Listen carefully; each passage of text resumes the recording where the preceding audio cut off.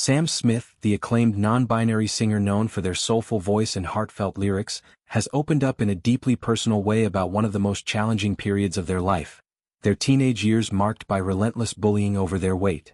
During a candid conversation on the Podcrushed podcast hosted by Penn Badgley, Smith, now 33, delved into the emotional turmoil they experienced at a Catholic high school in Hertfordshire, England. What emerged was a story not just of pain and vulnerability but also of resilience, self-discovery, and the complex journey towards self-acceptance that has shaped their artistry and public persona. The heart of Smith's revelation centered on a decision that, at the time, seemed like a desperate bid for relief: undergoing liposuction surgery at the remarkably young age of 13. Smith described how their developing chest, often referred to in medical terms as gynecomastia, a condition causing enlarged breast tissue in males, became a focal point for cruel taunts from peers. "Weirdly, my weight was the thing I probably got teased the most about," Smith confessed, emphasizing that while their queerness was something they could navigate with a certain inner strength, the attacks on their body felt uniquely devastating. "It was the hardest thing," they added, painting a vivid picture of a school environment where changing in the locker room felt like an insurmountable ordeal and even simple activities like swimming were avoided out of sheer embarrassment. This bullying wasn't abstract or occasional. It was brutal, as Smith put it, infiltrating every aspect of their daily life and eroding their confidence to the core. The singer recalled the isolation of those moments, where the weight of judgmental stares and whispered jabs made them feel exposed and unworthy. It was in this context that the idea of surgery arose, not as a frivolous choice, but as a necessity born of survival. "I had surgery on my chest when I was 13 years old because I had a growing chest," Smith explained matter-of-factly, underscoring the physical reality intertwined with the emotional one. The procedure, liposuction to remove excess fat, was intended to alleviate the immediate distress, allowing Smith to reclaim some normalcy in a world that had turned their body into a battleground. Smith's parents played a pivotal role in this chapter, offering unwavering support that the singer credits with helping them endure. "They were hugely supportive of the whole thing," Smith shared, noting how their family recognized the profound toll the bullying was taking. Far from being overprotective or dismissive, Smith's parents saw the surgery as a compassionate intervention, a way to shield their child from further harm. This familial backing provided a crucial safety net, reminding Smith that they were not alone in their struggle. Yet even with this foundation, the path forward was far from straightforward. The surgery, while initially promising, quickly revealed its limitations in the face of deeper, more entrenched issues. As Smith recounted with a mix of humor and hindsight, the postoperative care proved to be its own kind of comedy of errors, and a testament to their unyielding love for food. The procedure required wearing a compression bandage to aid healing, but Smith ingeniously, or mischievously, turned it into a strategic advantage.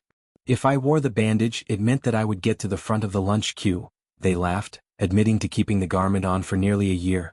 This makeshift excuse not only spared them from scrutiny but also granted priority access to meals, which Smith embraced with gusto. "I'd be like, 'Oh, don't come close to me,' and then I'd just get first at lunch, so the surgery never really worked." In this light-hearted admission lies a poignant truth. The physical alteration couldn't address the emotional hunger or the joy Smith found in eating, which became a form of rebellion against the shame imposed upon them. This anecdote, delivered with Smith's characteristic wit, underscores a broader theme in their narrative: the interplay between body, pleasure, and societal pressure. Food for Smith wasn't just sustenance. It was a source of comfort and defiance in a landscape where their size was weaponized against them. The failed long-term efficacy of the liposuction highlighted how such interventions, especially for adolescents, often treat symptoms rather than root causes.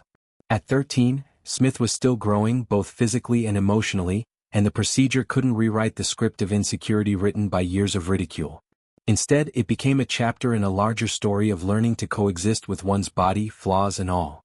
Fast-forwarding to more recent years, Smith's perspective on their body has undergone a profound transformation, one that they describe as having the opposite of body dysmorphia. This shift didn't happen overnight but was catalyzed by a grueling 2018 world tour that forced a reckoning with long-held self-doubts. In an interview with the Sunday Times, Smith reflected on how the relentless schedule of performances, travel and public scrutiny pushed them to confront their discomfort head-on. "Every time I went to the pool I felt self-conscious, but I forced myself to take my top off," they shared, recounting the deliberate act of exposure as a turning point. What began as an exercise in vulnerability evolved into empowerment, It paid off because I now have the opposite of body dysmorphia. I look fabulous. I'm finally getting a tan. I'm burnt in places I've never been burnt. This newfound confidence is laced with gratitude toward their mother, who observed a subtle but significant change as Smith matured. My mum says that as I've got older, I've stopped caring what people think as much, Smith noted, affirming her insight with a nod to familial wisdom. It's a reminder that personal growth often unfolds quietly, buoyed by the observations of those who know us best. Smith's evolution from a bullied teen to a self-assured artist mirrors the arcs in their music, raw, introspective, and ultimately redemptive. Songs like Stay With Me and Unholy have always carried undertones of vulnerability, but now they resonate with a hard-won authenticity born from lived experience. Smith's recent artistic endeavors further illustrate this theme of reclamation. Just before this podcast appearance, they wrapped up a month-long residency in New York titled To Be Free, tied to their new single of the same name. Performing in the intimate setting of Brooklyn's venues felt like a full-circle moment, especially given a traumatic incident 7 years prior. During a concert in South Africa, Smith suffered a debilitating panic attack on stage, the first time anxiety had ever derailed their performance. It was the first time I was ever not able to do my job because of my anxiety, they admitted, describing the aftermath as a forced hiatus that necessitated deep therapeutic work. Returning home, Smith embarked on a journey of healing that reshaped their understanding of mental health. Initially diagnosed with OCD, they spent years on medication, but it left them feeling trapped in a cycle of management rather than mastery. I just felt like I was living with an illness and I wasn't mastering it,